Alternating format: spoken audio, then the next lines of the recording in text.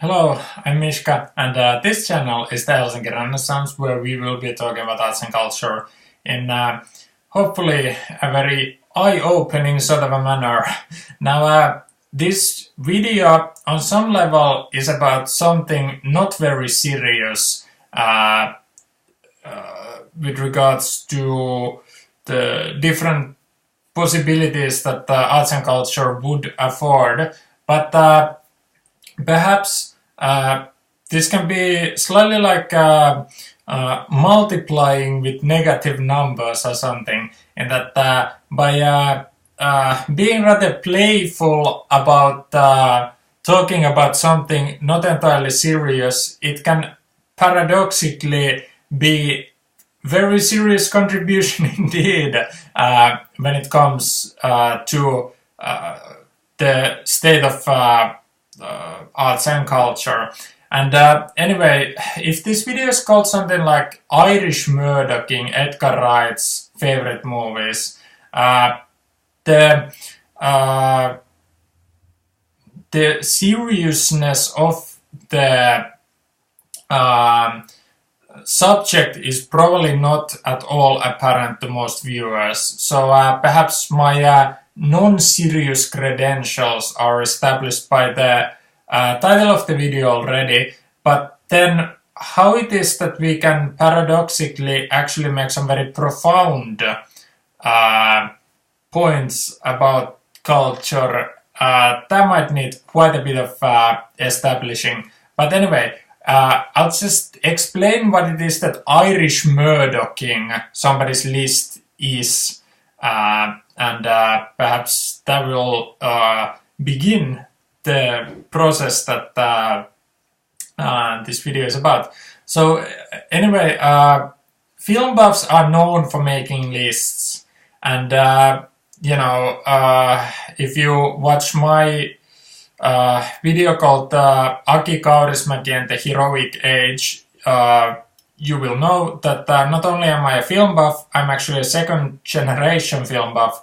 So it's not so much that I am in this culture, but that I almost cannot escape the culture of being a film buff.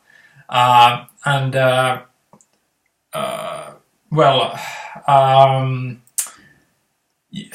a viewer, you either know or don't know, but even if music fans can occasionally, high fidelity style, do some sort of a list of 10 best opening tracks from albums or something, either to just pass the time or to share in their enthusiasm of their favorite art forms. And if sports fans can make some lists of top 5 undersized NFL quarterbacks or something, there can be some level of list making with other cultures, let's say, but I think film buffs probably are pretty well the most dedicated list makers out there. And to some extent I spent my youth slightly on some online forums with other film fans, and there I can personally vouch for just how into list making those folks are, and obviously YouTube is full of top 10 videos. It's not just Watch Mojo, it's so many other people doing this stuff. But anyway, it just seems to me that film fans are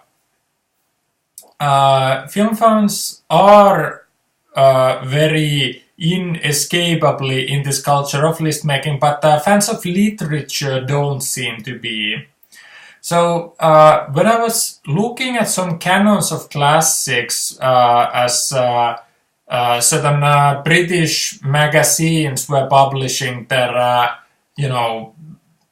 greatest novels of all time lists and 100 best novels in the English language type lists. It just seems that they aren't quite so natural as film buffs are, and there's something a bit clumsy about the list that the literati keep releasing. And what's even more clumsy is how it is that readers are approaching the lists about literature. Because I remember encountering, when I was trying to find some list of something like 100 best novels in the English language, I couldn't locate the list, but I was redirected to an article written about the reception that list got. So anyway, to my slight surprise, I mean, what wasn't a surprise is that when readers come to a list, they start criticizing the list for not being their list.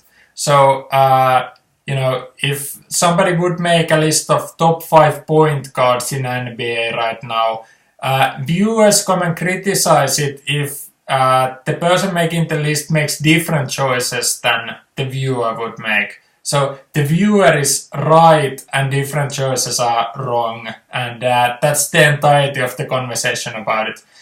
But the reason why I said that there's something slightly clumsy seeming about fans of literature is because like sports fans, even when they think that they are right and everyone else is wrong, they're still sort of recognizing the subjective core to the enterprise. That if somebody was asked why they think that such and such a person is the best point guard in NBA right now, they would just say that because it seems to me to be so. But this kind of article written about the reception that a certain top 100 novels in the English language got, the criticism that it got seemed to be sort of not subjective, which is what created this idea of some people wanting to Irishmurdoch a list. Because the article was all about people complaining that the list didn't represent enough female authors, or that the list didn't represent enough Irish authors, or didn't represent enough immigrant authors, or whatever. Didn't have enough authors from the Caribbean, or something. And, this idea of thinking of the list in terms of, representing demographics, I don't know from what country the novelist Irishmurdoch is, the author of The Sea, named after a line from Xenophon, I believe. I don't know from what country Irishmurdoch is, but if Irishmurdoch was an Irishmurdoch, she would tick 2 boxes. So she would be an addition to the call for more Irish authors and then call for more female authors and whatever.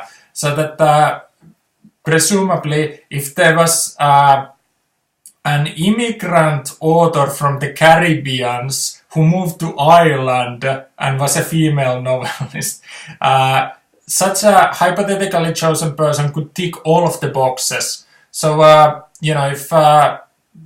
if such a person would be adopted by the Murdoch family in Ireland, perhaps she would be, the queen of the literati, in that she would be the most perfect Irishmurdoch of all time. She would, be a credit to every list that had her, if only she would exist and, be a professional author and so on. But anyway, this kind of idea of coming to the list and demanding it to be different for some reasons. It's just once I saw how it is that some readers were approaching that list of wanting to take the 39 steps out and replacing it with a Patricia Highsmith novel, like this kind of idea of having some sort of a method to the madness of list making isn't very serious business, but if some people get unreasonably angry at just some random list of somebody's idea of what the best books are, what the best silent films are, or what the best westerns are. Like if somebody gets unreasonably angry and tries to fix the list with a maximum amount of the right reasons, like to me it's just that kind of farcical process. I guess I started thinking of it as Irishmurdoching the list, because I don't know what other word it would have. But anyway, even though I said that film buffs in general tend to be less clumsy when it comes to sort of being at one with this kind of slight silliness of list making, Edgar Wright still needed to make some opening remarks before his list of 1,000 favorite movies, which is available at mubi.com, M-U-B-I. Edgar Wright said that this is a personal and subjective list of 1,000 favorite movies from 100 years of cinema. It's not a set text or intended as any bible of greatest films. I decided to put this together as a fluid list for my own enjoyment, amusement and reference. I hope it's fun for you to pore over and dive into some of the films you haven't seen or haven't heard of. Don't get all riled up about omissions or which movies you think should be favorites of mine, because the truth is I may very well either like or not even have seen movies you think are missing. In fact, I like way more than 1,000 movies, but any longer list than this would really be insane. So what Edgar Wright did is that he praised himself for the Irishmurdoching process, because the Irishmurdochers are coming, and it just comes with the territory. If you make a list of top 5 point guards or top 5 quarterbacks in NFL, the Irishmurdochers will come and they will Irishmurdoch your list. If you make a list of top 5 goaltenders in NHL right now, the Irishmurdochers will come. If you make a list of top 5 movies from last year, the Irishmurdochers will come. And you can praise yourself for them. You can have some sort of opening statements and say that, this is just my list, you don't need to Irishmurdoch it, but the Irishmurdochers will come anyway. And so that's what this video is about. I'm basically recognizing that if somebody publishes a list, it seems to be the natural reaction from the audience is that the audience will want to Irishmurdoch it. For instance, a Finnish audience member might look at Edgar Wright's list and say, it doesn't have any Finnish movies in there, and a Finnish audience member wants to Irishmurdoch it by subtracting some choices and replacing them with Finnish movies, for instance. But anyway, as I stated, perhaps there is some sort of multiplying with negative numbers that can be achieved with this video. It's because if list making is a bit silly in general, and getting angry at the lists others are making is even sillier, perhaps we can achieve something serious by turning the tables, and instead of us if there is this kind of culture of Irishmurdoching, it seems to be that there is a situation where the spotlight is on the list maker, when we are looking at this culture, because since the spotlight is on the list, what Irishmurdoching is doing is that it recognizes where the spotlight is and then tries to alter what's in the spotlight. But then what I would like to do is to turn the tables and to instead look at the person looking at the list. And perhaps that is where we can achieve something serious. So anyway, what Edgar Wright was recognizing before studying the list is that his favorite movies are different from your favorite movies because he's a different person than you are. So you can't just think that just because you don't like Tony Scott's Domino and just because you like some late period Sam Peckinpah movie, you can't automatically assume that Edgar Wright would be cool taking Domino off the list and replacing it with some late period Peckinpah. And Edgar Wright said that he likes more than 1,000 movies, so that if you look at some situations where there's like 5 movies from some year, obviously Edgar Wright has seen more than 5 movies from some randomly chosen year, and he has liked more than 5 movies, but the list can't go on longer than it is. So you have to draw the line somewhere, and he decided to draw the line at 1,000, which is already a fairly extensive, if there's tiers of favorites, in that Edgar Wright clearly likes Raising Arizona more than he likes, say, Safety Last by Harold Lloyd, for instance. I don't know how much more Edgar Wright likes Raising Arizona, but there's levels to this. So, I think I probably compiled a list of 1,000 favorite movies when I was a teenager. So it's been a while. But anyway, I remember, I certainly compiled a list of 100 favorite movies. And even in 100, there were already the kind of situation that there were basically 3 tiers of favorite movies. There was the top tier, which was, Top Gun, best of the best. So around 20 to 30 movies of almost interchangeable favorites that, movies that missed the top 10 on another day might movies that missed the top 20 on another day might be ranked like number 7 or something. So the interchangeable top tier, then the larger second tier and even larger third tier.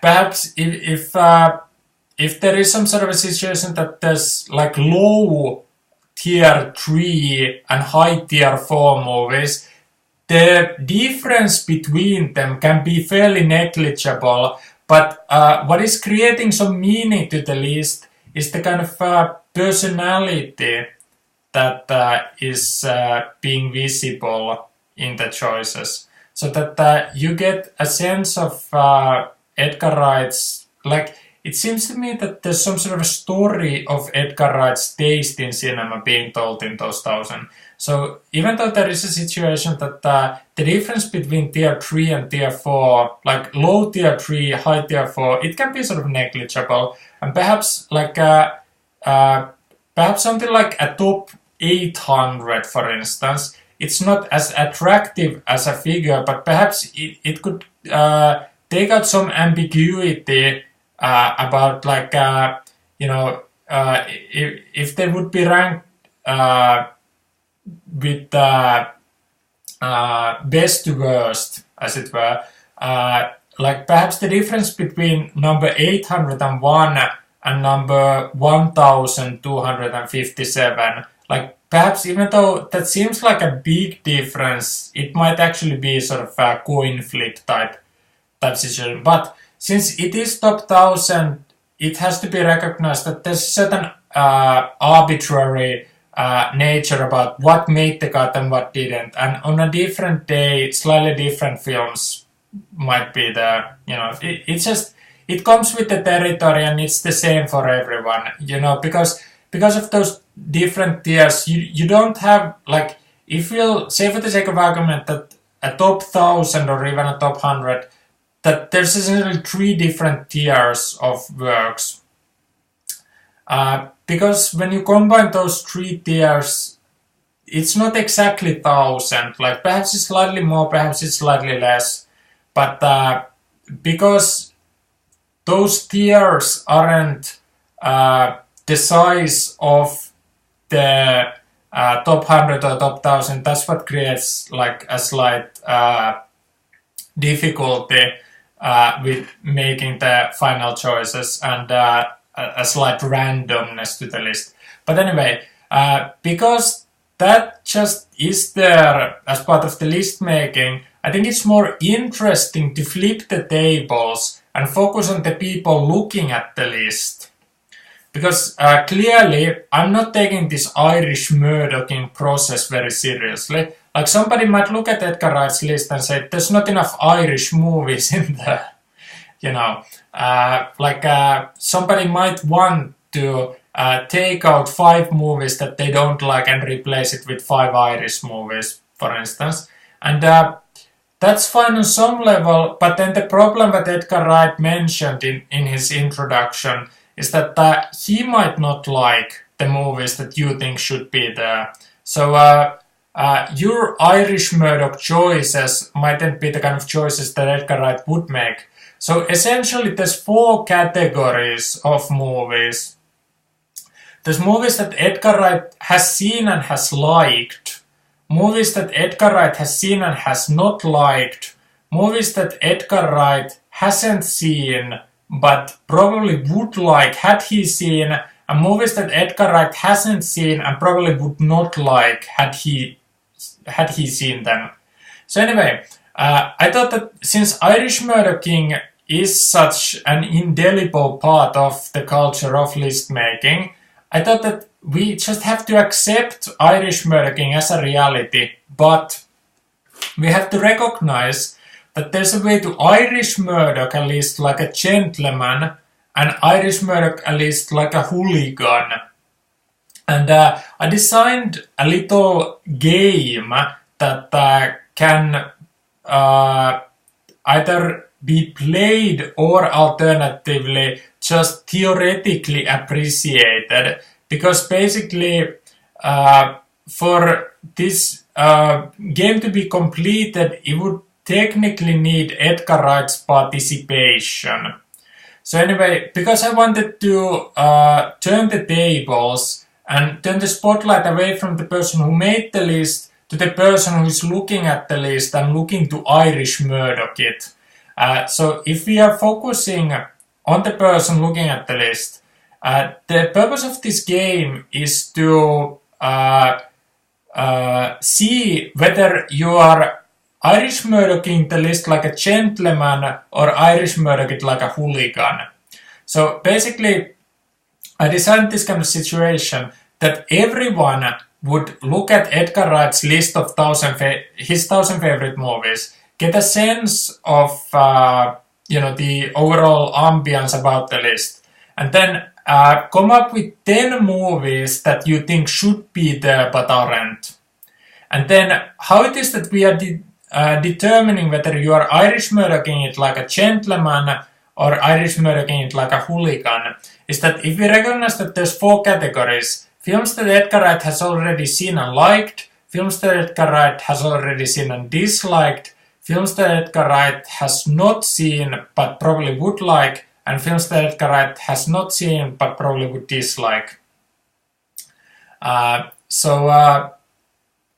it is that this game works is that you supply 10 movies and you get either -1 point, 0 points or +1 points based on the idea of whether your choice would be good enough to make the list or not good enough to make the list as judged by Edgar Wright himself.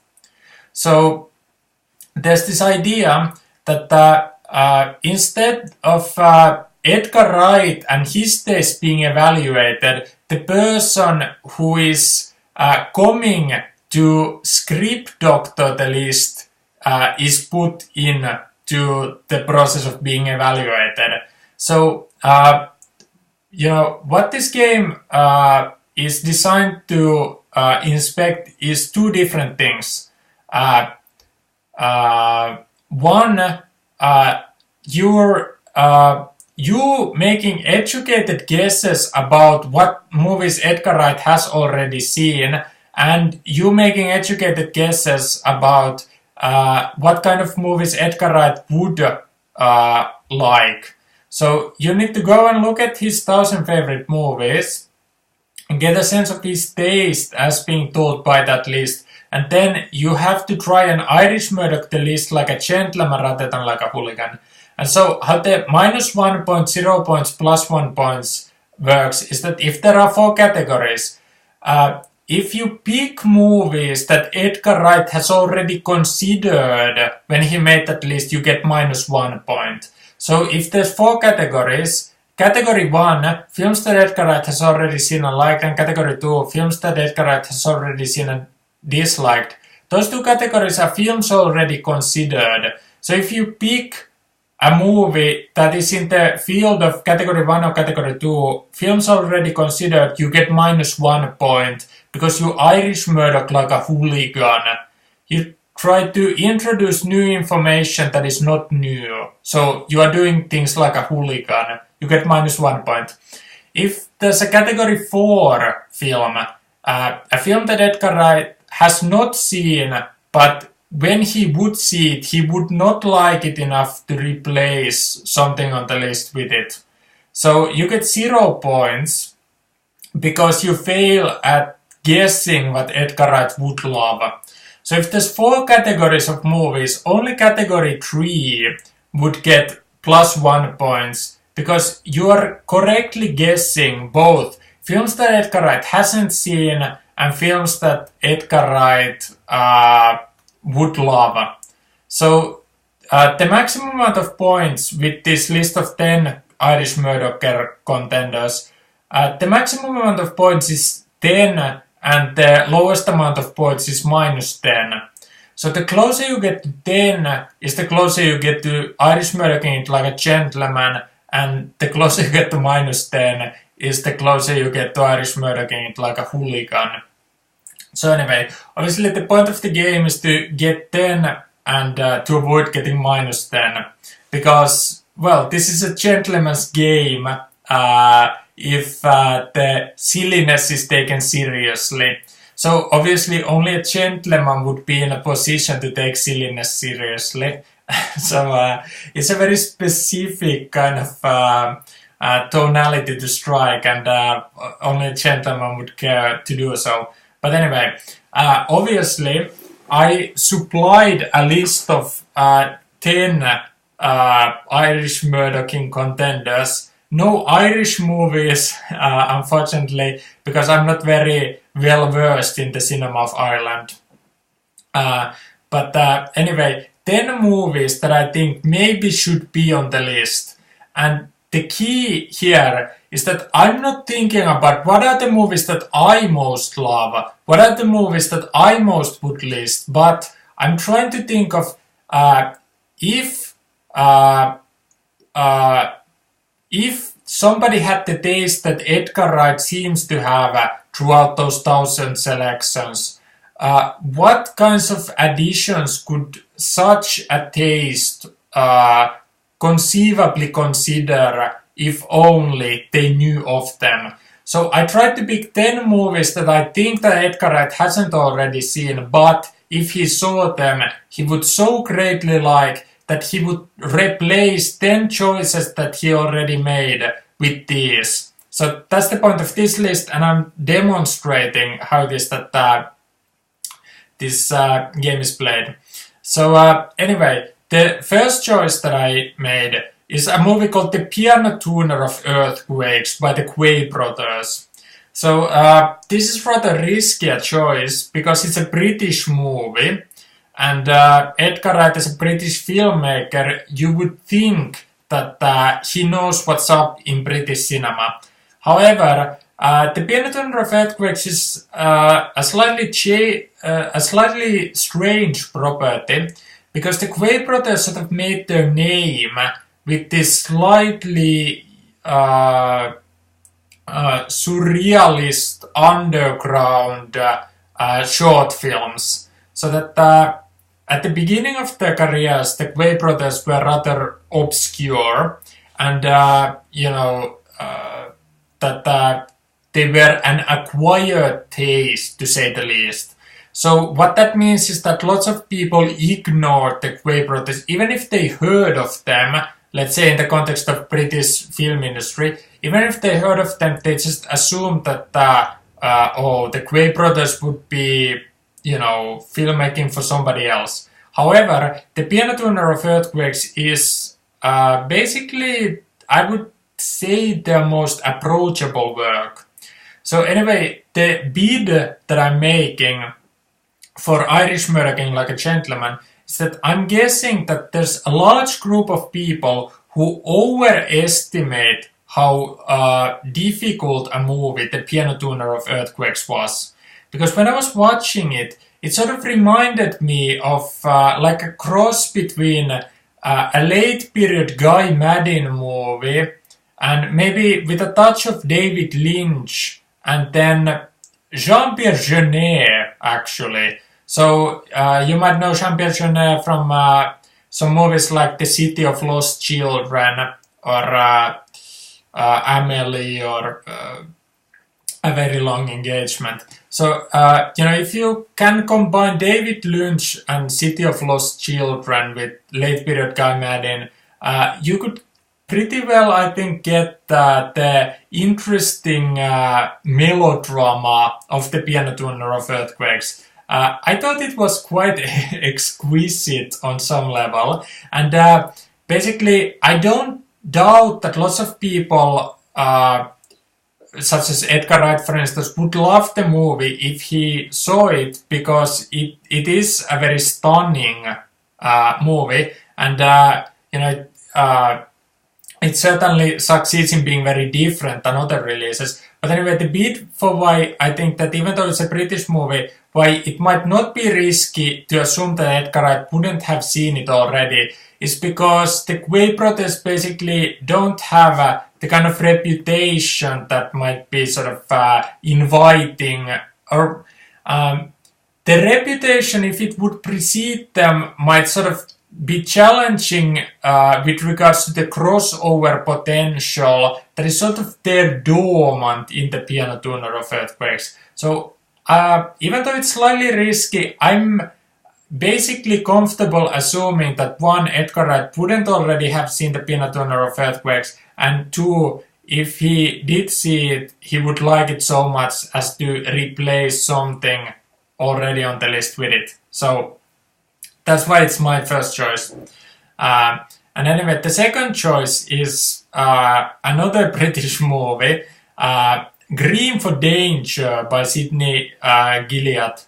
And anyway, Green for Danger, again, I think that the risk is not so much guessing whether Edgar Wright would like it, but the risk here is thinking that Edgar Wright hasn't already seen it. So anyway, again, the bid is sort of similar in that I think that the relative obscurity of the director is maybe slightly hampering the crossover potential that movie has. But anyway, Sidney Gilliatt was a screenwriter for some of the British films that Alfred Hitchcock made. I think probably The Lady Vanishes and The 39 Steps may have had Gilliatt as a screenwriter. And then when he worked as a director, he had a somewhat Hitchcockian tone to the project. Anyway, I absolutely loved Green for Danger. I admit the only reason why I saw it initially is because I remember when Criterion Collection released Green for Danger, and it seemed like such an odd choice that I had to track it down, and I'm glad I did, because, it is sort of the definition of a hidden gem. And the reason why Green for Danger is such a pure sample of a hidden gem is because it can be hiding in plain sight. So basically, the idea is that even when people are in the presence of it, they don't get a sense that it might be a gem, because Sidney Gilliat is not a very well-regarded director. That movie doesn't have any kind of levels of hype, so it's just something that plays for the rare and happy few, as Stendhal might put it. And so basically, if you didn't pay attention to Criterion releases when Green for Danger was just a new release, perhaps it will function as like some sort of blink and you'll miss it moment. And I guess I'm betting that Mr. Wright may have blinked when it was released, but because that top 1000 favorite films list that Mr. Wright has, it has a fairly eclectic taste in that there's art house movies, genre movies, mainstream movies, dramas and comedies, and some fairly outre works as well. So it's risky betting that Edgar Wright wouldn't have seen some movie that could conceivably be seen as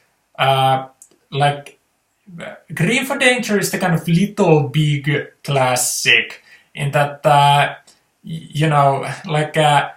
as far as obscure British classy genre films from some era, like there's a hyper specific type of cinema, and Green for Danger is sort of one of the bigger fishes in that kind of smaller pond. So it's maybe risky thinking that Mr. Wright wouldn't have seen it, but I have to make that bet, because my own theory with this kind of trying to Irishmurdoch like a gentleman is that paradoxically, the more risks you take in being presumptuous, the more gentleman-like you are. Because the thing is that, if I look at Edgar Wright's top 1000 favorite movies list, no Finnish movies in there. So obviously, if I wanted to assume that Edgar Wright hadn't seen some films, I would be very comfortable assuming that any amount of Finnish films would be on the unseen list. So, category 3 or category 4.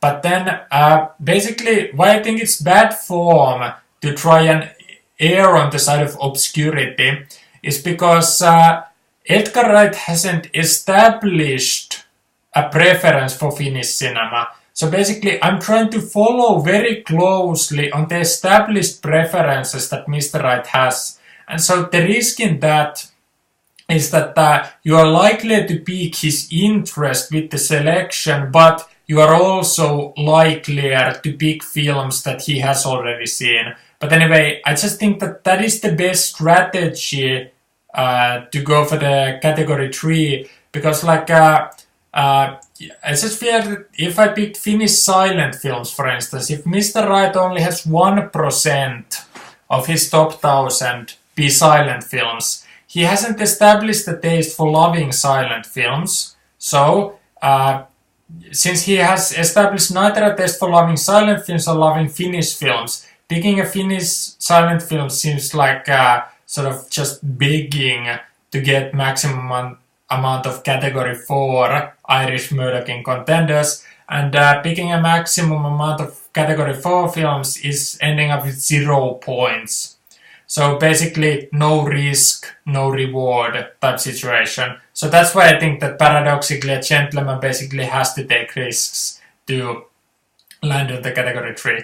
But anyway, out of that clarification, we segue into the third choice, which is actually a silent film, not from Finland, but from Scandinavia. So there's a film by, I believe, a Danish director called Benjamin Christensen called Häxan. So basically it means something like witches in English. And anyway, this is yet another sample of basically a huge fish in rather obscure and small a pond. So even though Danish and Swedish silent films are sort of internationally regarded, that's still only really regarded with some kind of cognoscente. So obviously the man on the street doesn't know anything about Maurice Stiller or Carl Theodor Dreyer. So only certain kinds of film buffs think that certain Swedish or Danish silent films are a big deal. And anyway, what Häxan is that it is like the funkiest big deal out of that kind of Nordic silent filmmaking. But anyway, it's just that basically a film buff that has seen as many movies as Edgar Wright has seen, he basically should have no business not having seen Häxan. So it's an extreme risk thinking that Mr. Wright hasn't seen Häxan. But basically, why I'm taking that huge risk is I can't understand why Häxan isn't on the list. So you could say that perhaps Mr. Wright just isn't that into silent films, and perhaps there's so many that just missed the cut. But basically, because, you know, if I mention Criterion on the Green for Danger selection, you know, Criterion's version of Häxan has, I believe, an English dubbing with a voiceover by Hunter S. Thompson. So anyway, it just sort of establishes the kind of funky credential that that movie has. And you know, Mr. Wright, for instance, he has The Cabinet of Dr. Caligari, he has Nosferatu, Metropolis, Buñuel's Un Chien Andalou, and you know, Todd Browning and James Whale horror classics. It would seem like Häxan would fit so perfectly in the earlier selections. I can't believe that it's not there. So basically I'm faced with two choices. Either Mr. Wright hasn't seen Häxan, or he hasn't seen Häxan, which is improbable, or that he has seen it but he just isn't that into it, which to me also seems improbable. So which of these improbable seeming situations am I betting? Well, I'm betting that perhaps Mr. Wright has just somehow missed Häxan because it's not as if it's, you know, just generally available everywhere. So I'm taking the rather risky bet in thinking that perhaps he just hasn't seen it. Perhaps he just sort of missed it, and you know, he's always been meaning to watch it, but it was just never really made available or something. So anyway, you know, that can be risking a -1, but I have to take that risk because I would basically want to see it there in the, dare I say it, underrepresented silent cinema segment of Mr. Wright's list, which certainly inspires. Like, the underrepresentation of silent films is the phase, you know, spelled PH ASE, that will launch 1,000 ships of, you know, loaded with Irishmurdochers. But anyway, the only silent films that I thought to Irishmurdoch to Mr. Wright's list was Häxan, because I just think that it sort of seems to belong there, because they're horror films of a slightly funky tonality. Like, if there's two through lines going through Mr. Wright's list, it seems to be like a slightly funky horror films and Brian De Palma. So the way that those can form this kind of garden of forking paths, it seems like Häxan fits that to perfection. But where is it? Where is it, Mr. Wright? You're inspiring some Irishmurdoch in here. But anyway, so that's why Häxan is my third choice. My fourth choice is a swashbuckler from the golden age of Hollywood called Scarmouche, directed by George Sidney. And anyway, lots of people probably would never have heard of George Sidney, and then if they checked his IMDb page, perhaps they would be like, so that dude directed the Elvis Presley movie Viva Las Vegas. How big a deal can he possibly be? Well, a Finnish film historian called Pedro von Bag released 2 books that he highlighted 50 of what to him seem like greatest masterpieces of cinema. And Scarmouche didn't make the first one, but it made the second one. And my father is sort of rolling his eyes at the kind of selections in the second book. That he thinks that the second book is full of inferior choices, even though it has some key works like Godfather and Taxi Driver that were just too recent for the first one. But anyway, Scarmouche made the second list, so it has some fans, such as Peter von Bag or myself, but clearly it is a movie that is somewhat slept on as to use the parlance of our times, and some people are not very attuned to the charms of Scarmouche. But the reason why I think that it could have tremendous potential to be a rediscovered classic, and dare I say, to put Mr. von Bag and myself to be sort of before the curve, is because when I was watching Scarmouche, I was sort of reminded of Les Enfants du Paradis by Marcel Carné, which to some people might be the greatest masterpiece of French cinema. And, the way that there were some,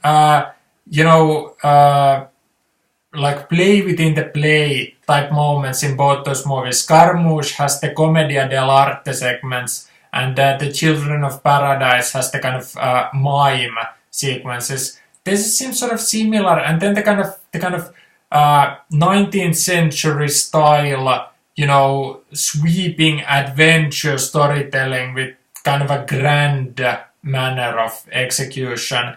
It seemed like Scarmouche and the Children of Paradise could be like long lost twins or something. And basically what I'm saying is that Scarmouche is this kind of, the epitome of a hidden gem. And again, George Sidney, not very well regarded. I don't think that Mr. Wright has seen too many George Sidney movies, so perhaps no one has made big enough a deal about Scarmouche so that some haven't seen it, but I think it is basically a masterpiece. And would be an interesting addition to the middle segments, because Mr. Wright has lots of Vincent Minnelli and Stanley Donen films in there, and I think George Sidney sort of fits very easily in that group. So I could see it making the list, no doubt.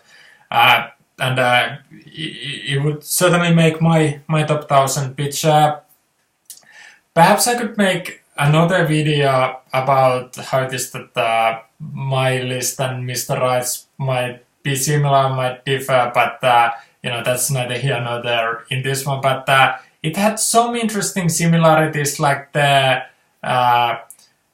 film The Quick and the Dead, for instance, by Sam Raimi. Like, I loved seeing that in the, and there's a couple of other, Nightmare Alley by Edmund Golding, for instance. That's another kind of interesting find. And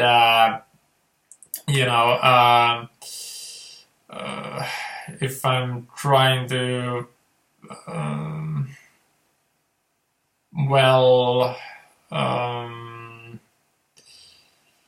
then something like Buñuel's The Exterminating Angel, for instance. Like, oh, and yeah, that's what I was searching. Dr. Terror's House of Horror by Freddie Francis. Like, I absolutely loved seeing titles like that. You know, Freddie Francis, I think he's better known as a cinematographer. I think he shot Elephant Man by David Lynch, for instance. But Dr. Terror's House of Horror, it's just, you know, that's the kind of gem. Like, I tried to pick the kind of Dr. Terror's House of Horror type selections here. And anyway, like, since I'm going to keep this under an hour, let's just jump into my fifth selection, which is a Russian Technicolor horror film called View. I think the English language title that it goes by is something like The Spirit of Evil. And anyway, View is... I can't remember who the two directors who are credited with it are, but Alexander Tushko, who has quite a few hidden gems, you know, associated with him. Alexander Tushko was one of the screenwriters for it. And anyway, it's just sort of, View is based on a Nikolai Gogol short story.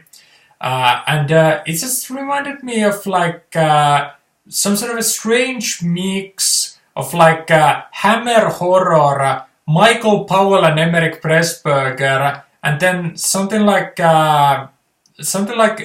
old Disney short films that have like slightly more musical type flow to it or something.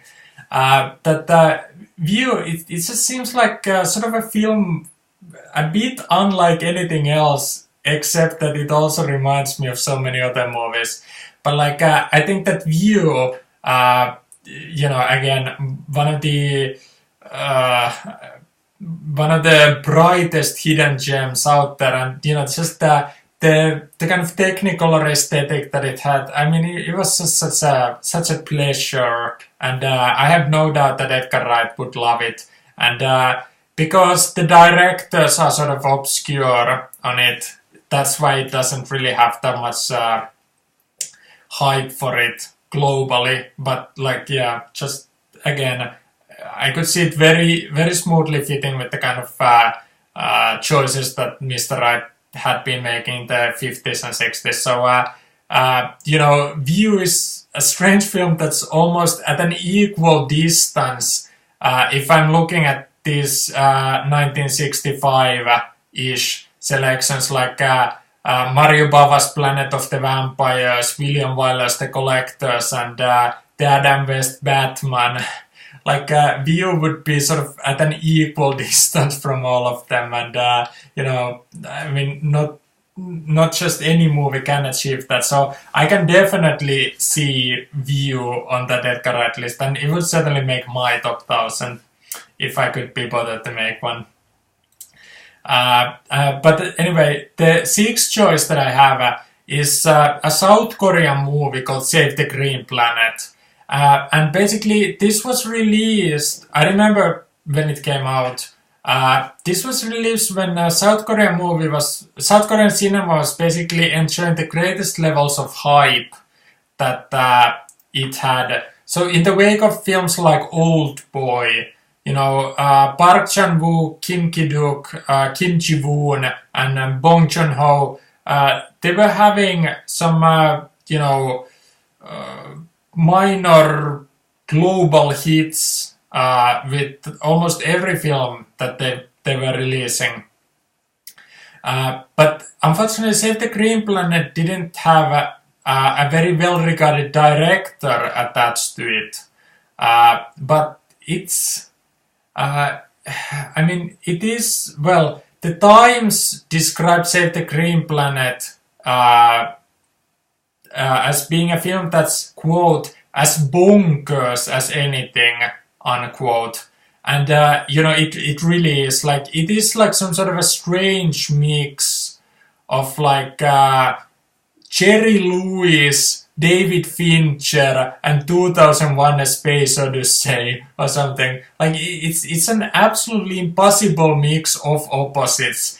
And Mr. Wright had quite a few South Korean movies in his latter selections on the list, and I could very easily see Save the Green Planet and a couple of other hidden gems from the newer wave of South Korean releases in there, and Save the Green Planet, again, it's sort of a through line with my selections, because it doesn't have a high-profile author director. That's why it's getting sort of lost in the flood. But again, an absolute hidden gem. I could very easily see it on Mr. Wright's list.